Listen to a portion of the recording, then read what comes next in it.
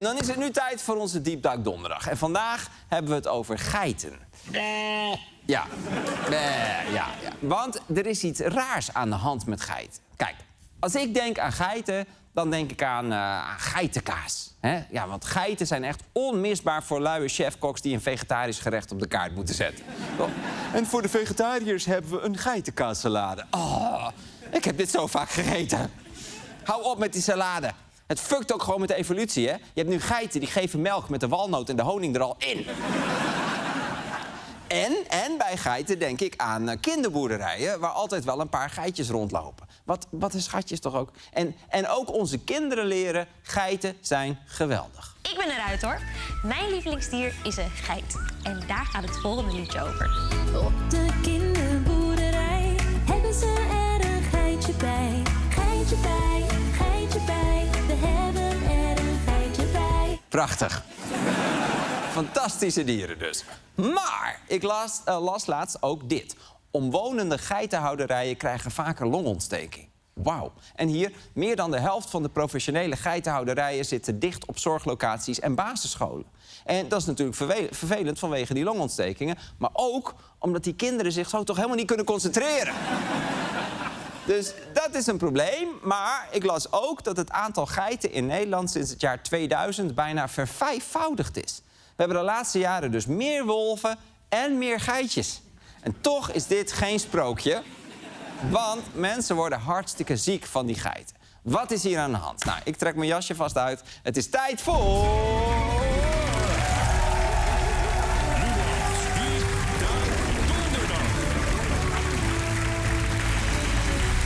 Deep Duik Donderdag! En vandaag dus over geiten. Hoeveel hebben we er eigenlijk en hoe gevaarlijk zijn ze voor mensen? Kijk, Nederland is helemaal niet altijd een geitenland geweest. In de jaren 80 hadden we er nog maar een paar duizend. Maar geiten houden werd steeds populairder. Mede dankzij een aantal hippe trendsetters, zoals Pietje Blok uit 's-Gravenmoer. De koe van de armen. Zo wordt de geit vaak genoemd. Maar daar lijkt verandering in te komen. Brabantse boeren die een paar maanden geleden nog lachten om Pietje Blok uit 's-Gravenmoer, worden nu zelf geitenhouder en zijn jaloers op zijn ervaring. Je kijkt toch wel de dropjes. Ja, heel leuk. Ik snap wel dat mensen jaloers zijn op zijn ervaring. Maar inderdaad, koeien- en varkensboeren kregen te maken met steeds meer regels en een lagere opbrengst. En dus stapten sommigen over op geiten. En zo is Nederland in 40 jaar tijd gegroeid naar bijna 600.000 geiten. Geitje bij, geitje bij. We hebben er een geitje bij. En dat 600.000 keer. Dat is een gek idee, maar we hebben in Nederland dus evenveel geiten als Rotterdammers. En ik weet niet waarom, maar dat voelt toch helemaal niet goed eigenlijk. En door al die geitjes is Nederland nu de op één na grootste producent van geitenmelk in de EU. Alleen in Frankrijk produceren ze meer. Ja, een leuke Franse geit. Trouwens, nog een leuk geitenfeitje. Geiten hebben verschillende accenten. Volgens de website Ontdek de Geit mekkeren Franse geiten melodieuzer en Spaanse geiten produceren een rauwere, kortere klank. Ja, wat een vette beest. En van al die geitenmelk maken wij zo'n 27 miljoen kilo geitenkaas per jaar. Want, dat weten mensen misschien niet, die beesten die worden al lang niet meer alleen gehouden op van die schattige kinderboerderijen. Nee, verreweg de meeste geitjes staan in een drukke stal samen met honderden collega-geiten. Jeannette van de Ven uit Oorschot begon ooit met een paar honderd geiten. Nu heeft de Brabantse er ruim 1700. Dit is gewoon natuureigen gedrag van de geit. En hier kan ik ook onwijs van genieten. Ja, prachtig. Het natuureigen gedrag van de geit. Met z'n honderden in een schuur een blauwe overal proberen op te eten. Net als in de natuur. En nog een verschil met de natuur. Dit zijn allemaal vrouwtjes. Hoe kan dat? Zijn de mannetjes geiten allemaal naar hun werk? Nee, ze zijn dood. Want alleen de vrouwtjes geven melk en van een bok krijg je dus geen geitenkaas. Ja, als hij een week niet onder zijn huidje was. Maar dat is dan niet lekker. En als er een jongensgeitje geboren wordt, is hij het bokje, want die gaan vrijwel direct naar de slacht. Dus het is of hoera een meisje, of hoera een sausijsje. En ieder jaar slachten we zo'n 150.000 bokjes. Leveren die nog wat op? Krijg je er dan nog wat voor? Nee, dan kost het zeg maar 10 euro per dier om het af te voeren. Dan geven we een bok mee en ik moet nog 10 euro toebetalen. En dat is zeg maar het beest heeft een negatieve waarde. Negatieve waarde. Nou ja, moet je deze kijken nou. Heeft die een negatieve waarde? Maar wat doe ik dan verkeerd? Niks, geitje, niks. Je bent perfect zoals je bent. Was. En wat gebeurt er als je mannetjesgeiten consequent vertelt dat ze niks voorstellen? Dan komen ze terecht in de manosfeer. Er is trouwens wel goed nieuws. Inmiddels gaan ze niet meer zomaar de shredder in. Want ze worden nu eerst 2 weken vet gemest en dan geslacht. Wel zo chic. De geitenindustrie is in 40 jaar dus gegroeid van een paar losse exemplaren die in de huiskamer stonden te keutelen naar megastallen met duizenden geiten die opgroeien zonder mannelijke rolmodellen. Het is gewoon echt een bio-industrie geworden, net als varkens en kippen.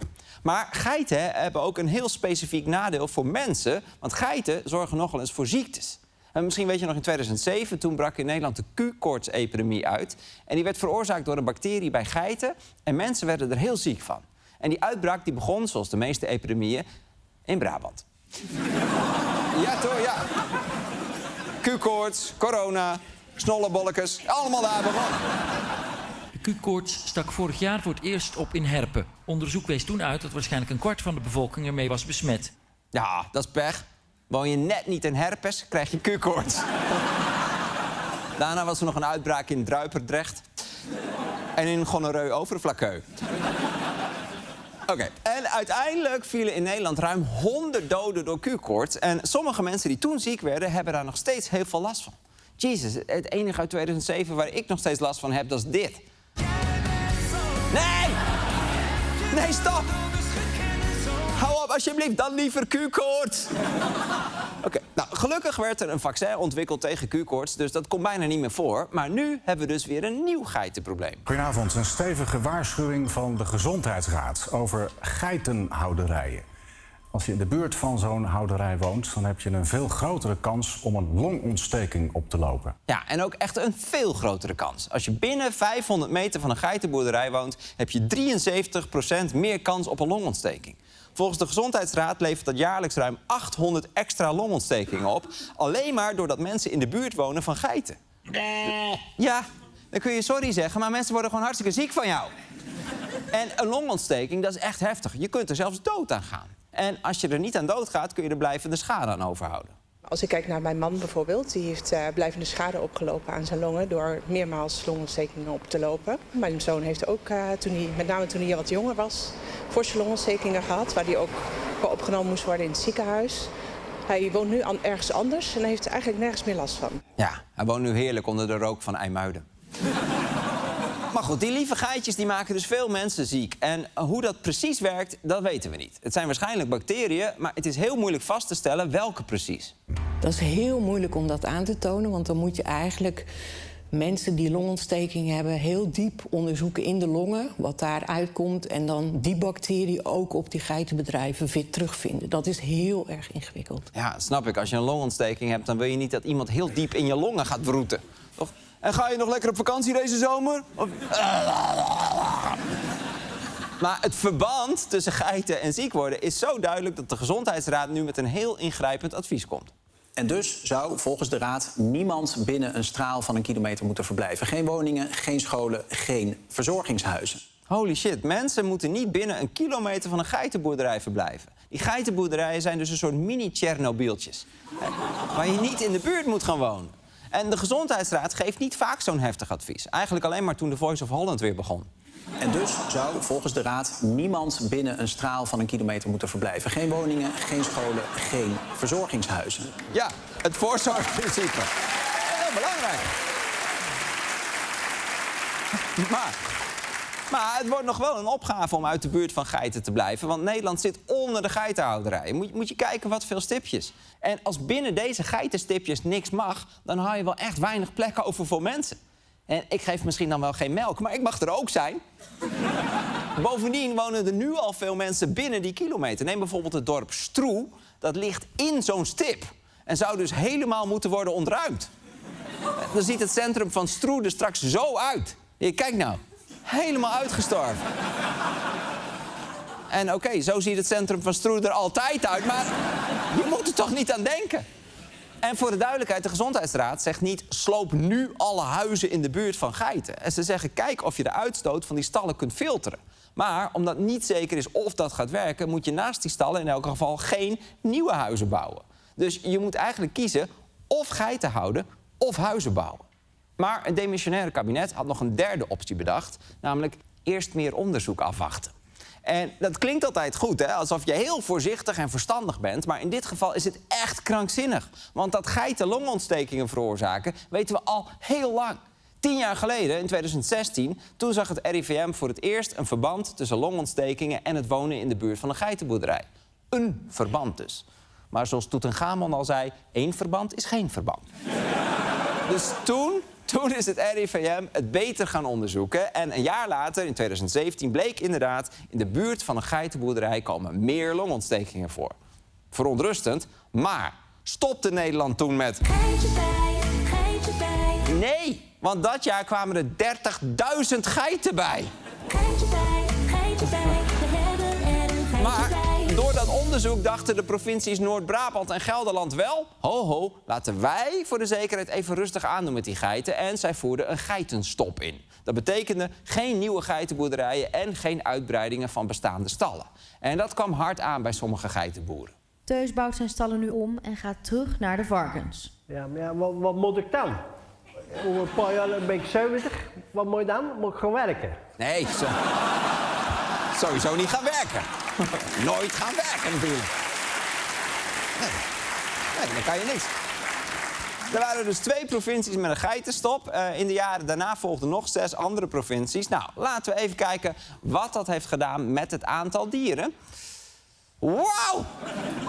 Sinds voor het eerst bleek dat je ziek wordt van geiten... is het aantal geiten met 30% toegenomen. Dat is toch geen stoppen? Dat is een beetje zoals deze bestuurder van deze auto op de rem trapte. Maar hoe kan het dat er nog zoveel geiten zijn bijgekomen? Nou, geitenhouders bleken nog een heleboel vergunningen te hebben liggen... die waren afgegeven voor al die geitenstops. Die mochten dus nog extra dieren erbij nemen. En dat deden ze ook, zoals in het dorpje Hurwenen in Gelderland. Toch heeft een boer in het Gelderse Hurwenen, die nu al meer dan 7000 geiten heeft, onlangs toestemming gekregen zijn bedrijf verder uit te breiden tot 13.410. Niet te geloven, hè? Inderdaad. Dat is niet te geloven, dat is echt erg. Oké. Dat is toch niet te geloven? Dat is echt erg. Ja. En een paar fans in de zaal. Kom doen maar. Helemaal goed. Chapeau. En even voor de duidelijkheid, er wonen in Hurwenen 875 mensen... en dus meer dan 13.000 geiten. Je hebt in dat dorp 1 weg, dat noemen ze het mensenpaadje. Het aantal geiten in Nederland nam van 2016 tot 2020 dus alleen maar toe. Maar er verscheen ook weer een nieuw rapport... waardoor het verband tussen geiten en longontsteking nog weer duidelijker werd. In het begin waren we heel voorzichtig, maar nu zien we het over meerdere jaren. We zien consistent ook die afstanden. We zien dat ook het patroon over de jaren ongeveer hetzelfde is. Dus ja, de kans dat dit een toevallige bevinding is, die wordt kleiner en kleiner. Ja, hij zegt, dit kan haast geen toeval meer zijn. Dus wat deed toenmalig minister van Landbouw Carola Schouten? Zij heeft onmiddellijk keihard nieuw onderzoek aangevraagd. Nou, dat onderzoek verscheen in 2024 met een verrassende uitkomst. Er is een verband tussen longontsteking en wonen in de buurt van geiten. Ja, Nou, tijd voor actie, zou je denken. Het enige probleem, de minister die er nu over gaat... is Femke Wiersma van de BBB. En die staat bekend om 3 dingen. Schrappen, vertragen en blokkeren. En dat ze ooit een stroomstootwapen heeft uitgeprobeerd op haar politieke assistent... om te kijken of het pijn deed. Hopen dat zij nooit minister van Defensie wordt. En dat blokkeren en vertragen heeft ze ook bij de geitjes gedaan. Want dat laatste RIVM-rapport verscheen dus tijdens haar bewind. En de minister van Volksgezondheid, Fleur Agema, die schrok zo van dat rapport... dat ze zei, we moeten nu maatregelen nemen. Maar dat wilde Wiersma absoluut niet. En dat kon ze heel goed onder woorden stamelen. Hoeveel onderzoeken hebben we nog nodig? Nou, ik denk dat het verband nu onvoldoende op dit moment is aangetoond. Ze vertraagt zelfs op zinsniveau. En onvoldoende aangetoond? Echt alle onderzoeken laten zien dat er een verband is tussen bij een geitenboerderij wonen en longontstekingen. Maar Wiersma wilde per se nog een onderzoek, nu door de Gezondheidsraad. En je zult het niet geloven, maar de conclusie was: al die vorige onderzoeken kloppen. Dus ik zal het nog even samenvatten. Geiten is longontsteking. Geit, longontsteking.